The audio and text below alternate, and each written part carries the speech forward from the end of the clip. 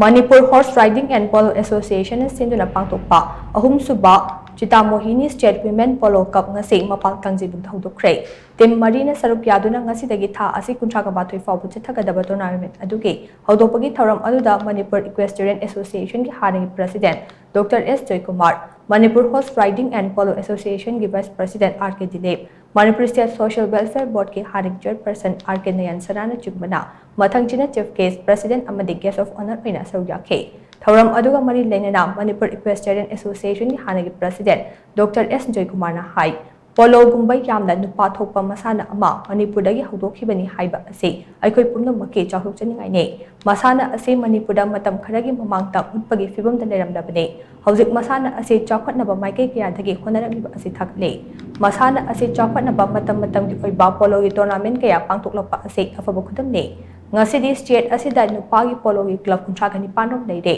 adubu nupigi polo club ti masing yamje masi hengatnaba honaba change mahangna makhatana hai Laingakna mutkigadawraba sangai yokhatnaba thabok paikhatliba asigumna Manipur gi sakol ase kannaba ahenba thabok paikhatba mathau tai haina mahangna makha takhe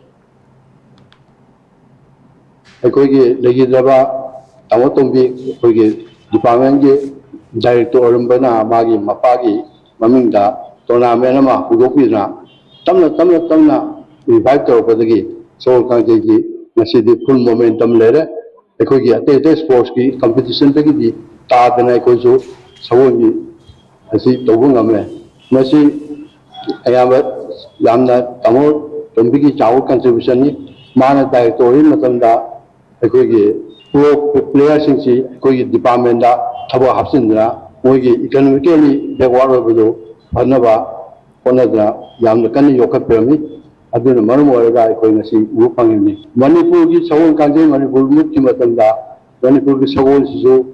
The tribune da Amohakani, Pony Ibita, Maniponi, Yagi Brit, Turkman, Sandatung of Brimani, Masimo Tibida Manipur Pony Mount Bernie, Manipur Polisina, Soul Kansi Yokalapani, Soul Kansi Sangolapani, Adumba, legend of legendary Soul Mahan Basi, Sangai Kanudanga, Madrik Hena, the Pumoina, Kanum Toi Hena, which I had a Tadum Toyana. Hey, I don't know.